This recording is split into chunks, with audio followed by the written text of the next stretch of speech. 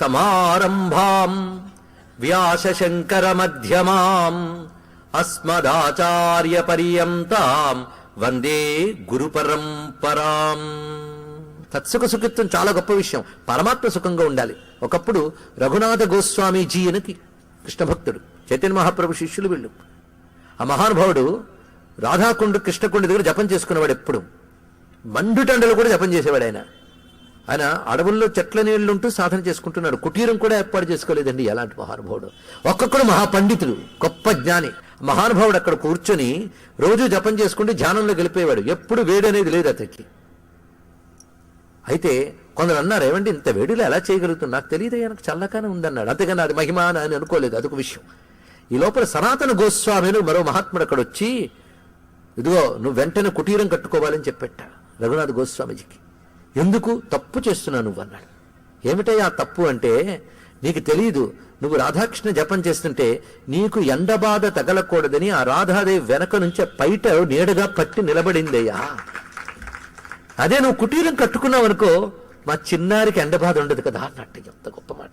నీకోసం తల్లి కష్టపడుతుంది తెలుసా అని చెప్పగానే, కుటీరం కట్టుకోక ఎంత తప్పు చేశాను, అందుకే భగవంతుడు మాటి మాటి రక్షించమని దేబిరించారు భక్తులు. ఎందుకంటే నేను చేసుకోగలిపాను, నేను చేసినప్పుడు ఆయన ఎందుకు దేబిరించడం? ఇది తెలుసుకోవాల్సింది ఇక్కడ. కానీ నీకు ఆపద నువ్వు రక్షించుకోలేవు అన్నప్పుడు నీ అంతటి నీకు రక్షించుకోగలిగే శక్తి ఇచ్చినవాడు ఆయనే. ఆ శక్తి తగ్గితే రక్షించేవాడు ఆయన. తెలుసుకోగలగాలి ఇక్కడ. ఇది సాధకులకు ఉపయుక్తములైన అంశములు. అది తత్సుఖ సుఖిత్వ భావంలో ప్రతిదా ఆయన ప్రసాదం ఇంకేమన్నది అని దర్శించగలిగితే ఆయన ఏడిపించరండి. అది ఇక్కడ ఉన్నటువంటి గొప్ప అంశం. అదే స్వామి అనుగ్రహ వైఖరి. అలాంటి భక్తులు ఆయన అగ్నిని మింగి నిలబడ్డాక వచ్చిన భక్తుల భావాలిని, మమ్మల్ని అగ్ని నుంచి కాపాడు పసివాడివి, నీకేమైందో. అలా ఒక్కొక్కరు ఒక్కొక్క విధంగా వచ్చారు. వీళ్ళు ఇలా చూస్తూ ఉంటే పైనుంచి దేవతలు కుసుముష్టి కనిపిస్తున్నారు. చిత్రం. ఆ పూలవానా పడిపోతుంది, ఇక్కడ వీళ్ళందరూ చుట్టేశారు. ఇక్కడ ఆ స్థితిలో ఉన్నాం. పైగా ఇక్కడ దేవతల కళ్ళ నుంచి ఆనందాశ్రువులు రాలుతున్నాయి పూలతో పాటు. క్రింద ఉన్నటువంటి వీళ్ళందరి కళ్ళు ఆనందాశ్రు పూర్ణములైపోయి, హే అశ్రువుల నుండి నేత్రాలతో నిన్ను చూస్తున్నారు స్వామి. అప్పుడు ఆ పువ్వులు పడి నీ ఒళ్ళు ఎంత అందంగా మెరిసిపోతుందో అని సౌందర్యాలను భావించాడు. ఇక్కడ మామూలు పువ్వులు కావి, దేవవనం, ఉద్యానవనం, నందకవనంలోంచి ఇతర దేవలోకాల నుంచి వచ్చిన దివ్య కుసుమాలు పడి ఆ నీల తనువు కంటుకుని ప్రకాశిస్తున్నది. మాకేమనిపిస్తుందంటే, నీ తనువు మీద పడినవి కుసుమాలు కావు, ఆ దేవతల చిత్తములు నీ ఒంటిని అంటుకుని అలా ప్రకాశిస్తున్నాయని మేము భావిస్తున్నామయ్యా అన్నారు. అంటే చిత్తాన్ని కుసుమం చేసి పరమాత్మకు అంటించు అనే భావం ఎంత గొప్పగా చెప్తున్నాడు ఇక్కడ. అలాంటి రమ్యమైనటువంటి స్వామి స్వరూపాన్ని, మరొక అద్భుత రూపాన్ని చూపిస్తున్నారు. ఈ ఆర్తి అర్థం చేసుకోవడం సామాన్యం కాదండి. ఎంత గొప్ప విషయము. కంకేలిస్తబకం ముహుకమలని కాంతం ప్రతీచీగతం పర్యాలోచ్య విలోక్య ధూమపటలం గోధూళి భుజ్జాకులాహ ఉచ్చై కోకిల కూజితంచ మురళీనాదం విదిత్వా గృహాత్ త్వాం యా వీక్షితుమాగతా పతిగవాం గోపాంగనాస్తాహ స్తుమః. గోపాంగనలకు నమస్కారము. మళ్ళీ వాళ్ళకి ఎన్ని పెట్టాడండి, ఎదురు పెట్టాలంటే వాళ్ళకే పెట్టాలి, ఇంకెవరికి పెడతాం? రమ్యమైన భావన. ఈ ఆర్తి ఏమిటంటే, నిరంతర భగవచ్చింతన చేసినప్పుడు అలికిడైతే చాలు ఆయనే ఏమో అనిపిస్తుంది. ఒక్కొక్కప్పుడు ఆయన వంటి ఏ రంగు కనబడ్డా ఆయనే ఏమో అనిపిస్తుంది. అది అలా క్రమంగా ఆయనే ఏమో అనుకున్న వాడికి అణువుడువున ఆయనే కనబడతాడు ఇక్కడ. అది ప్రేమతో సాధిస్తారు. వేదాంతులు నానా విచారణ వైరాగ్యాలతో సాధిస్తే కష్టపడి ప్రేమతో సాధిస్తారు భక్తులండి. ఎంత గొప్ప విషయం. రామకృష్ణ పరమహంస ఒకప్పుడు సంధ్యా సమయంలో బయటికి రాగానే ఆకాశంలో నల్ల మబ్బు పట్టిందిట. నల్లని మబ్బు పట్టిన వెంటనే ఒక్కసారి ఏడ్చి మూర్ఛితుడి సమాధిలోకి వెళ్ళిపోయాడు ఆయన. ఏమిటయ్యా సమాధిలోకి వెళ్ళిపోయావు అని అడగడానికి కొన్ని రోజులు పట్టింది తెలుసా. అంటే సమాధి స్థితిని బయటకు రావడానికి 15 రోజులు పట్టింది స్వామివారికి తెలుసా మీకు. అంత సమాధిలోకి ఎందుకు వెళ్ళిపోయావంటే, మీకు కనబడలేదేమో, కృష్ణమేఘాన్ని చూశానన్నాడు ఆయన. అక్కడ మనము నల్లబొబ్బు చూస్తాం కృష్ణుడిగా కనబట్టు. ఒక్క మాట గుర్తుపెట్టుకోండి, అద్భుతాలు ఇవి కొత్తగా జరగవు, అద్భుతాలు జరుగుతూనే ఉంటాయి. కానీ జరిగిన అద్భుతాన్ని గుర్తించగలిగే యోగమిమ్మనే పరమాత్మను అడగాలి. ఇది తెలుసుకోవాలి. ఇక్కడ పక్కకొస్తాడు, పారిపోతాడు. బ్రతుకంతా ఎదురుచూచు పట్టున రానే రావు, ఎదురరయని వేళ వచ్చి ఇట్టే మాయమైపోతావు అన్నాడు అద్భుతంగా దేవులపల్లి కృష్ణశాస్త్రి గారు. అలికిడైతే చాలు ఆశతో నా కనులు వెదకేను నలుదిశలు అతడేమయనుకొని. భగవత్ ప్రేమతో ఇవే భావాలు. అలా గోపికలు పొద్దుటి నుంచి సాయంకాలం వరకు ఎదురు చూస్తున్నారు. ఎందుకంటే గోవుల్ని మేపడానికి వెళ్ళిపోయిన కృష్ణ పరమాత్మ ఎప్పుడొస్తాడా అని గోపికలు. వాళ్ళు ఇంటి పనులు చేస్తున్నా ఏమి చేసినా వాళ్ళు దృష్టి మాత్రం ఆ బృందావనం యొక్క మొగలో ఉందండి. అంటే అరణ్యానికి వెళ్ళిన వాడు స్వామట్టు రావాలి కనుక అదే దృష్టి పెట్టి పనులన్నీ చేస్తున్నారు ఇక్కడ. ఆ భావంలో తాదాత్మ్యం చెందిపోయారు వాళ్ళు ఇక్కడ. కాబట్టి వాళ్ళందరూ ఎక్కడున్నారు? బృందావనంలో కాదు, కృష్ణుడితో పాటు వెళ్ళిపోయారు వాళ్ళు మనస్సులతో. అదే చింతన. అప్పుడు వాళ్ళకి ఏమనిపించింది ఆ స్థితిలో అంటే కంకేళిస్తరవహముహు. వాళ్ళకి ఆ సాయంకాల వేళలో దూరంగా చూస్తుంటే బోల్డ్ చెట్లు కనబడుతున్నాయి. ఆ చెట్లలో అశోక వృక్షాలున్నాయి. అశోక వృక్షముల పువ్వులు ఎలా ఉంటాయంటే పసుపు ఎరుపు రంగుతో ఉంటాయి. ఆ పసుపు ఎరుపు రంగుతో ఉన్న కుసుమాలు వాటి కొమ్మల మీద బాగా వికసిస్తూ బోల్డ్ కనబడుతున్నాయి దూరం నుంచి చూస్తూ ఉంటాయి. అవి చూసి వాళ్ళు ఏమనుకున్నారంటే కమలని కాంతం ప్రతీచీగతం. వాళ్ళు అనుకున్నది ఓహో సూర్యుడు పరమట వాలిపోతున్నాడు అనమాట, అందుకే ఆ సంధ్యాకాంతులు కనబడుతున్నాయి అనుకున్నారు. ఏమిటి? అశోక వృక్ష కుసుమాలను చూసి. తర్వాత రకరకాల పొయ్యి అవి వెలుగుచుకుంటూ ఉన్నారు గోపికల ఇళ్లలో. ఆ పొగ బయటకు వస్తుంది. ఆ పొగ చూసి గోధూళి వేళ అయ్యింది అనుకుంటున్నట్ట. గోధూళి పొగేమో అనుకుంటున్నారు. కానీ వికసించినటువంటి అశోక వృక్ష కుసుమాలను చూసి సంధ్య అయ్యింది అనుకుంటున్నారు. అదేవిధంగా పొగను చూసి గోధూళి అనుకుంటున్నారు. ఈ లోపల కోకిలు కూజిస్తూ ఉంటే అదిగో వేణువు మోగిస్తూ కృష్ణుడు వస్తున్నాడు అనుకుంటూ మధ్యాహ్నం వేళ కూడా సాయంకాలం అయిపోయింది అనుకుంటున్నట్ట. అలాంటి తాదాత్మ్యంలో మాత్రం పరమాత్మ అనుగ్రహిస్తాడు. బృందావనంలోనే పరిసర గ్రామాల్లో యమునకు ఆవలి ఒడ్డున ఒక గ్రామంలో శనేహి రామ్జీ అని ఒక ఆయన ఉండేవాడు. ఈయన పని ఏమిటంటే పొలం పని. భక్తులు ఎలా ఉంటారో తెలియదండి ఇక్కడ. కానీ మహాతర్క వేదాంతాది పండితులైనా ఆ పొలం పని చేసిన వాడి పాదధూళిని నెత్తి మీద పెట్టుకోవాలి. ఎంత మహానుభావుడు ఈ శనేహి రామ్జీ. ఒకప్పుడు పొలంలో అన్నతో పాటు పనిచేస్తున్నాడు, అన్నగారితో. మహాకృష్ణ భక్తుడు. అప్పుడు వాడి వయసు 12-13 ఏళ్ళు ఉంటే అంతకు మించే ఉండవు. కానీ రాధాకృష్ణ భక్తుడు. భావనే కదా భక్తి అంటే. నిరంతరం కృష్ణుడి లీలలు తలంచుకోవడం, భావించడం అవి జరుగుతున్నాయి. ఒకసారి అన్నతో పాటు పొలం పని చేస్తుంటే వాళ్ళ వదిన ఆ పొలం పనుల పని ఎక్కువ పెరిగిపోయింది. ఇంటికి వెళ్ళి తినే అవకాశం లేదు. ఇంట్లో తింటే ఆయనకు పెట్టిన ఆహారాన్ని కృష్ణుడికి అర్పించి తినేవాడు ఆ పిల్లవాడు. ఇంతేనండి నైవేద్యం అంటే మరి ఏమిటో కాదు. ఆ నైవేద్యం పెడుతూ భావించడానికి అలవాటు. ఈ రోజు పొలం పనులు ఎక్కువడంతో వాళ్ళు వదిన గారు ఈ రకరకాల ఆహార పదార్థాలన్నీ మూట కట్టుకు వస్తుంది. ఆవిడ దూరం నుంచి చూశాడు, వదిన వచ్చేస్తుంది, అన్నం పెడుతుంది. ఆయనకి నైవేద్యం పెట్టకుండా శుభ్రంగా తినేస్తాడు మా అన్న.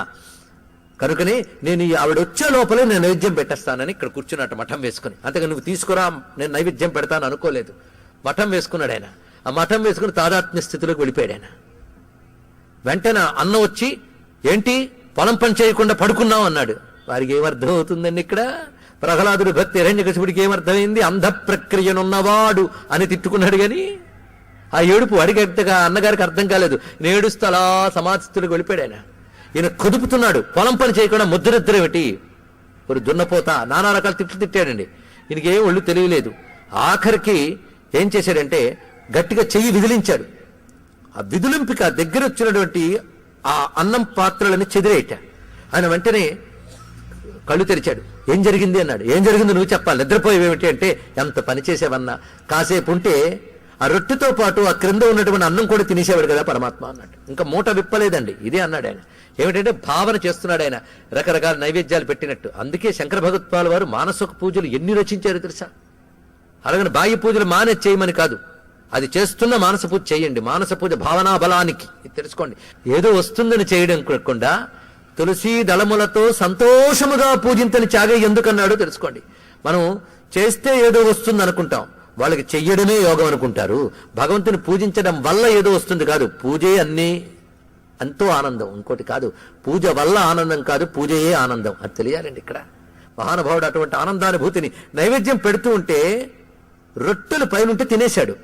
అన్నం పెట్టబోతుంటే నువ్వు చెయ్యి విదిలించో, అన్నం అంతా చల్లా చెదిరైపోయింది అన్నట్ట. ఇదేమిటి పిచ్చి అనుకుని తెచ్చిన మూట విప్పారండి. ఆశ్చర్యం, పై భాగంలో రొట్టెలు పెట్టుకొచ్చింది ఆవిడ. రొట్టెల్లో కింద భాగం అన్నం పదార్థాలన్నీ చల్లా చెదిరిపోయి. వెంటనే నువ్వు మామూలు వాడివి కావురా అన్నారు ఇక్కడ. ఎవరు ప్రశంసకి భక్తుడు పట్టించుకోడు, నిందకి పట్టించుకోడు, నిశ్చలంగా ఉంటాడు. భక్తులు ఇది ప్రధానమైన అంశం. అదే నా భక్తిని గుర్తించితిరా ఒక్కసారి అని కూడా ఆయన అనలేదండి. గుర్తుండి ఆ స్థితిలో ఉన్నాడు ఈయన, ఈ సనేహిరామ్జీ. ఈ లోపల అతనికి ఒక పెద్ద అలవాటు ఏంటంటే సంధ్యా సమయం అవగానే యమున దాటి ఆ మహానుభావుడు బృందావనం వెళ్ళి బాంకీ బిహారీని చూసి వచ్చేవాడు. ఆయనకి దేవుడు అంటే బాంకీ బిహారీ, మరొకట్లేదు. రోజు సాయంకాలం వెళ్ళడం, యమున దాటి వెళ్ళడం, బాంకీ బిహారీని చూసి మళ్ళీ వచ్చాడు. ఎందుకంటే సాయంకాలం పొలం పనులు అయిపోతే ఎవరేం చెప్పరు కదా, హాయిగా వెళ్ళేవాడు. ఒకరోజు సాయంకాలం ఆయన ఇంటి దగ్గర కూర్చొని భావంలోకి వెళ్ళిపోయాడు. భావం అంటే చూడండి ఇక్కడ భావతాదాత్మ్యంలోకి వెళ్ళిపోయాడు. బాంకీ బిహారీ దగ్గరికి వెళ్ళినట్టు అన్ని భావించాడు. ఆ భావం నుంచి బయటకు వచ్చేటప్పటికి అర్ధరాత్రి 2 అయింది. అర్ధరాత్రి 2 అవగానే టైం కూడా చూసుకోలేదని మహానుభావుడు మెలకు వచ్చింది దానికి. నేను ఇంకా ఇక్కడున్నానా, ఇవాళ బాంకీ బిహారీ అని చూడలేదా, అంటే నా నిత్య కృత్యంలో స్వామిని చూసే ఒక యోగం కోల్పోయేనే అని భావించి రాత్రి అయిపోయింది అనుకున్నాడు. 2 అయింది అనుకోలేదు, సంధ్య వాలిపోయింది అనుకున్నాడు. తిన్నగా పరిగెత్తాడు యమున ఒడ్డుకి. ఎవ్వరూ లేరండి ఆ సమయంలో. ఏంటి వాళ్ళ పడవ వాళ్ళందరూ అప్పుడే వెళ్ళిపోయారు, ఇంక ఇప్పుడే రాత్రి అయింది అప్పుడే వెళ్ళిపోయారా అనుకుంటున్నాడు. 2 అయిందని విషయం ఆయనకు తెలియదు. అర్ధరాత్రి 2, ఒక్క పడవ వాళ్ళు లేడు. ఒడ్డును కూర్చుని ఏడుస్తున్నాడు. ఈరోజు నాకు వనవిహారీ జీ దర్శన భాగ్యం లేదే అని ఏడుస్తూ ఉంటే ఒక పడవవాడు చోట ఒక్కడు, ఏం బాబు ఏం కావాలి అన్నాడు. ఇక్కడ నాకు రోజు బాంకీ బిహారీని చూడడం అలవాటయ్యా, ఇప్పుడు వెళ్ళలేదు, అప్పుడే మీ పడవ వాళ్ళందరూ కట్టేశారేమిటి అన్నాడు ఆయన. అంటే ఆశ్చర్యపోయి పడవలు కట్టడం ఇప్పుడు అర్ధరాత్రి 2 గంటలైంది అంటే 2 గంటల నాకు తెలియలేదే, కానీ ఇప్పుడు నేను చూడకపోతే ఎలాగ ఈరోజు దర్శనం అయిపోయి ఎలాగంటే నువ్వు ఎక్కడ నేను తీసుకెళ్తా అన్నాడు. గుడి తెరిచుందా, నీ అదృష్టం ఎలా ఉంది ఎవడు చూసిచ్చాడు, పద వెళదాం. వెళ్ళి దగ్గరుండి పడవవాడు దింపడమే కాదు గుడికి తోడొచ్చాడు. ఇక్కడ అర్ధరాత్రి పిల్లలు ఏం వెళ్తామని వెళ్ళేటప్పటికి గుడి తలుపులు తెరిచున్నాయి, ఒక్క అర్చకుడు లేడంటే ఇక్కడ, జనాలు లేరు. బాంకీ బిహారీ దర్శనమైంది. ఆనందపరుసలే తిరిగి అదే పడవ మీద ఇంటికి వచ్చేసాడు, అయిపోయింది.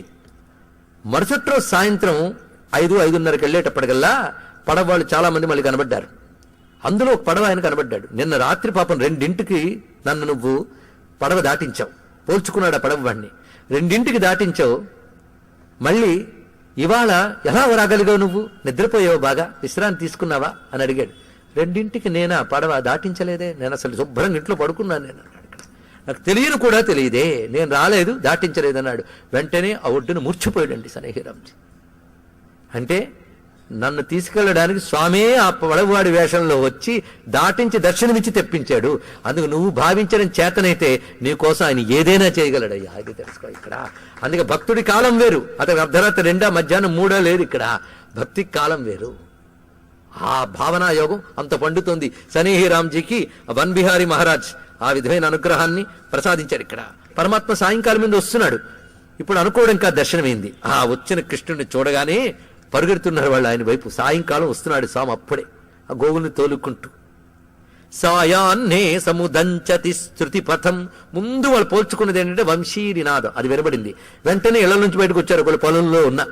శృతిపథం వంశీనినాదే అఠాన్నే పథ్యస్య సమాపనేన శపథై రాలీజనే ప్రార్థితే పాణిభ్యామవలంబ్య నీభిరసనా నిర్గమ్యతుర్ణం బహిర్దృగ్భ్యాం తే ముఖసౌరభం చులికితం యాభిర్భజేతా జనీహి.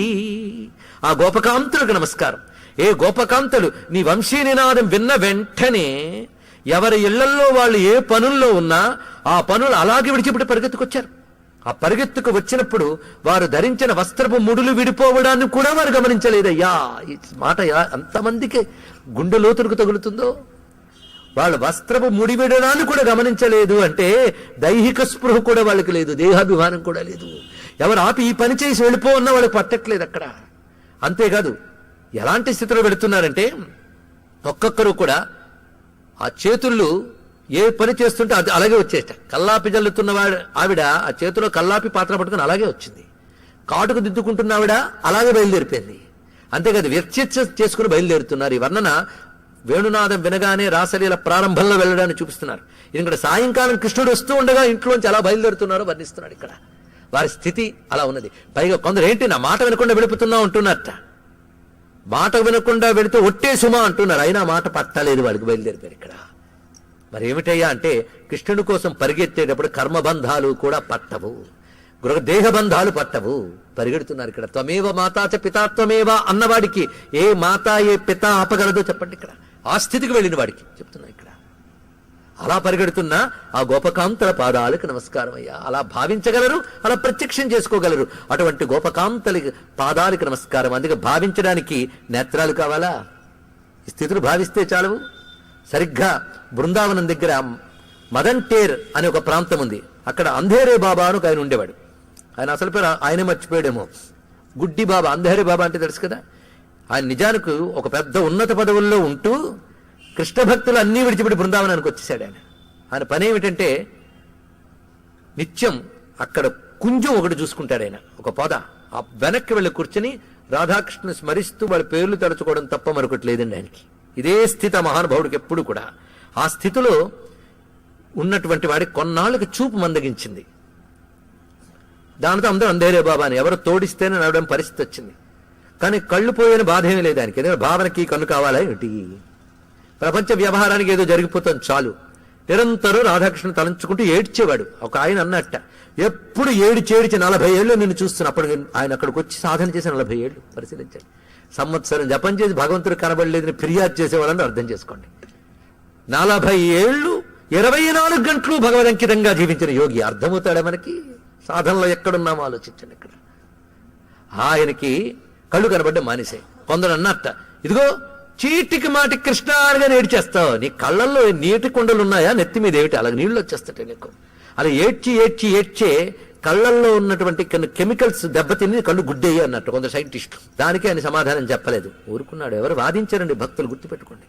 ఈ సాధన అలా చేస్తూ చేస్తూ ఒకరోజు బోర్మని ఏడుస్తున్నాడు. ఎప్పుడు అదే పని. ఎవరైనా వెళ్ళి చూస్తే ఆయన పొదల మాటను ఏం చేస్తున్నాడంటే ఏడుస్తున్నాడు అని ఇదే కనబడుతుంది. ఆ ఏడుపు కోట్ల మంత్రాల కంటే గొప్పదండి. శంకరులంతటి వారే ఆ ఏడుపు రాలేదే అని ఏడ్చారు మహానుభావులు. తదిపించ నజానే విలపం. ఆయన తలంచుకుంటూ ఏడవడం, ఆయన కోసం ఏడవడం, ఆయన తప్ప మరొకట్లేదు. ఆ ఏడుపు ఏడుస్తున్నాడు ఆయన. ఒకప్పుడు ఆ ఏడుపు చూసి ఆవిడ అన్నదిట, ఆయన ఎందుకు ఏడుస్తున్నాడో కనుక్కుని కొంచెం ఏడుపు పోగొట్టు రాకూడదు అని. ఎవరావిడ? మా రాధమ్మ. వెంటనే పిల్లాడు బయలుదేరిపారు. చిన్న పిల్లాడు, ఏం తాత ఎందుకు ఏడుస్తున్నావు అని. ఏం కనబట్టలేదు, కళ్ళు గుచ్చు గుచ్చు చూస్తే మసక మసక తప్ప ఏమీ లేదు. కొన్ని పిల్లాడు గొంతుని మాత్రం తెలిసిపోయింది, మధురంగా ఉంది. ఎంత దాచినా మాధుర్యం దాచగలదా? దానితో ఏమిటి, నేను 40 ఏళ్లుగా ఇక్కడ ఒక మోసగాడిని నమ్మి తిరుగుతున్నాను. వాడు మోసగాడు, వాడు నా మాట వినడు, వాడు కఠినుడు అని ఏడవడం మొదలెట్టాడు. ఊరుకో ఎందుకలా ఏడుస్తావు నానా చెప్పాడు. అయినా ఆయన ఊరుకోలేదు. తిరిగి వచ్చి చెప్పాట, నేను అంతా చెప్పాను కానీ ఊరుకోలేదు. అని ఏడుపు నేను పోగొట్టలేను అన్నట్టు ఆవిడతో. అసలు నీకు ఊరుకోబెట్టడం చేత కాదు, నేను వస్తాను పద అందుకండి రాధమ్మ. చూడండి ఇక్కడ కృష్ణుడికి ఊరుకోబెట్టడం చేత కాలేదుట, ఏడుపు ఆపడం చేత కాలేదుట. ఆవిడ వస్తే గాని ఆవిడొచ్చింది. ఆవిడ ఎంత బాగా మాట్లాడిందంటే మాట బట్టి ఆవిడ ఊహించుకుంటున్నాడు ఆయన. ముద్దు మాటలు ఎంత బాగున్నాయో ఈ మాటలు అని. అప్పుడు తాత ఎందుకు ఏడుస్తున్నావు అని, ఏం పిల్లకి పెళ్లి కాలేదనా ఏడుస్తున్నావు అన్నాడు. అంటే నవ్వాడైనా, నాకు పిల్లలు ఏమిటమ్మా, నాకు పిల్లలు తల్లి తండ్రి అన్ని వాళ్ళిద్దరే. 40 ఏళ్ళ నుంచి ఇక్కడే ఉన్నాను. నవ్వుతున్నాడు, ఏడుస్తున్నాడు. 40 ఏళ్ళ నుంచి ఇక్కడ ఉన్నాను. కానీ మోసగాడు, కఠినుడు, ఎవడున్నాడని నమ్ముకొచ్చిన వాడు నన్ను పట్టించుకోవట్లేదు. ఈ ప్రజల్లో అందరిని అనుగ్రహిస్తాట, నన్నేమీ దయ చూపించట్లేదు, నాపై అనుగ్రహం లేదు వాడికి. కఠినుడు. నేను పాపాత్ముడిని అయితే పాపం కూడా పోగొట్టగలడే, ఎందుకు నన్ను అనుగ్రహించట్లేదు? అది ఏడుపైన. ఆయన ఏదో కఠినుడు అనుకుంటే నచ్చజెప్పాల్సిన రాధమ్మ కూడా కఠినరాలేనా అంటే వెంటనే ఆ పిల్ల ఆపుకోలేగే, నేను కఠినరాలనా అందుటి ఇక్కడ. అన్నాడు. ఏం లేదులే, నా పేరు కూడా రాధే అన్నది ఇక్కడ. వాళ్ళు మోసగించదరచుకోవాలే గాని ఎవడు పోల్చుకోలేడు, తెలుసుకోండి ఇక్కడ. నా పేరు కూడా రాధే అన్నది. అనగానే అమ్మా ఏంటమ్మా అన్నాడు గుడ్డివాడు. నా పేరు కూడా రాధేలే, చెప్పు తాత చెప్పు అన్నది ఇక్కడ. అంటే వాళ్ళు కనబడట్లేదు, నా ఏడుపు అదే అన్నాడు. ఇది ఒక్కటే ఏడుపు. వాళ్ళిద్దరూ కనబడలేదు. మరతలోచన ప్యాస్ అక్షణ్మతాం ఫలమిదన్న ఫలం విదామా. కంటికి వాళ్ళిద్దరూ కనబడాలి, అందుకు ఏడుస్తున్నాను. 40 ఏళ్ళ నుంచి కనబడట్లేదు. ఇక్కడికి వస్తే కనబడతారని చెప్పినందుకు ఇక్కడ ఏడుస్తున్నాను బృందావనంలో, కానీ కనబడట్లేదే. అంటే కనబడినా చూడ్డానికి నీకు కళ్ళు లేవుగా అన్నట్టు వాళ్ళిద్దరూ కూడా. భావనెత్తంతో చూస్తావా అంటే భావనెత్తంతో చూస్తూనే ఉన్నావు. నీకు వాళ్ళిద్దరూ కనబడాలంటే కళ్ళు లేవుగా అంటే ఒక నవ్వు నవ్వాడు. వాళ్ళంత చేత కాని వాళ్ళు కారులే, అవసరమైతే కళ్ళిచ్చి కూడా కనబడతారు అన్నట్టండి. గొప్ప విషయం, ఎంత గొప్ప విషయం. కళ్ళిచ్చి కనబడలే, ఈ కళ్ళతో నువ్వు చూడలేవయ్యా, నువ్వు ఈ ప్రపంచాన్ని చూడడానికి ఈ కళ్ళు ఇచ్చాను, ప్రపంచం నేనని చూడడానికి వేరే కన్ను ఇస్తానన్నాడు. ఈ చిన్న మాటను అలాగే గుర్తుపెట్టుకోండి. ప్రపంచాన్ని చూడ్డానికి చర్మచక్షువులు ఇచ్చాను నీకు, ప్రపంచం నేనే అని చూడ్డానికి నీకు వేరే దృష్టి ఇవ్వాలి, అది నేను ఇస్తే గాని నువ్వు చూడలేవన్నాడు. ఎవరు? కృష్ణుడు. ఎవరికి? అర్జునుడికి. అందుకే దివ్యం దదామి తే చక్షుః, ప్రపంచమంతా నేనే, అది నీకు నేనని తెలియడం కోసం వేరే దృష్టి ఇవ్వాలంతే. దృష్టి లోపమే గాని ప్రపంచ రూపంలో పరమాత్మ ఎప్పుడూ ఉండండి తెలియాలి. ఇక్కడ చూపిస్తాడు ఆయన. ఇక్కడ కనుక వాళ్ళు ఇవ్వడానికి అంతసేపు చెప్పు అన్నాడు అంతే. ఇక్కడ చమత్కారి ఎక్కడ దొరకట్లేదు. అందుకే ఒక మాట అన్నాడు, వాళ్ళు కనబడకపోరయ్యా, కావాలంటే కనుగొనే కళ్ళిచ్చి మరీ కనబడతారు అన్నాడు. అనగానే అవునా అని తాత అయితే ఉండు అని చెప్పి దగ్గరకొచ్చి ఒక చెయ్యి ఆ తల్లి ఒక కన్ను మీద వేసి ఈయన గారికి సైగ చేసింది. వెంటనే ఆయన ఒక చెయ్యి తెచ్చి ఒక కన్ను మీద వేశాడు. ఇద్దరు రెండు చేతులు పెట్టగానే కళ్ళు ఒక్కసారి వచ్చి ఎదురుగా కాంతి పుంజ మధ్యంలో రాధాకృష్ణులు ఉభయులు దర్శనమిచ్చారు. తెల్లని కాంతులతో తల్లి, నీలకాంతులతో కృష్ణుడు. ఆ కన్ను విచ్చుకుని చూసిన తర్వాత మళ్ళీ అతడు అక్కడ మూర్ఛితుడైపోయాడు. తిరిగి మేల్కొనలేదు. తిరిగి మరో రోజు ఆ పక్క నుంచి వెళ్ళిపోయేటటువంటి బృందావన పరిక్రమ చేసేటువంటి వారు అతన్ని తీసుకొచ్చి అతని ఆశ్రమంలో పడుకోబెట్టారు. నోరు మాత్రం నిరంతరం రాధే రాధే రాధేశ్యాం మరొక మాట్లేదండి మహానుభావుడికి. ఇదే పలుకు. అక్కడి నుంచి మళ్ళీ ఆయన ఈ లోకంలోకి రాలేదు. ఒళ్ళు ఉన్నదే గాని రాధేశ్యాం. మళ్ళీ ఇతడు ఏమి జరిగిందో బయటికి రావాలి అంటే ఏం చేయాలి అని ఆలోచించారు చుట్టూ ఉన్న భక్తులు. వెంటనే కొందరు చిరుతలు, కొందరు మృదంగం అందుకుని రాధేశ్యాం రాధే కృష్ణ భజన చేస్తే అప్పుడు ఐహికంలోకి వచ్చాడు. అందుకే భగవత్ సమాధిలో ఉన్న వాడిని తిరిగి బాహ్యంగా తేవాలంటే మళ్ళీ భగవద్విషయమే వినిపించాలనే విషయంతో వాళ్ళ భజన చేస్తే బయటకు వచ్చాడు. అక్కడ నుంచి ఆ ఏడుపు ఇంకా పెరిగిపోయిందిటండి. ఇదివరకటి కంటే పెరిగిపోయిందిట. ఏమిటయ్యా నీ ఏడుపు అంటే అసలు కనబడలేదని అప్పుడు ఏడుపు, కనబడి వెళ్ళిపోయారని ఇప్పటి ఏడుపు.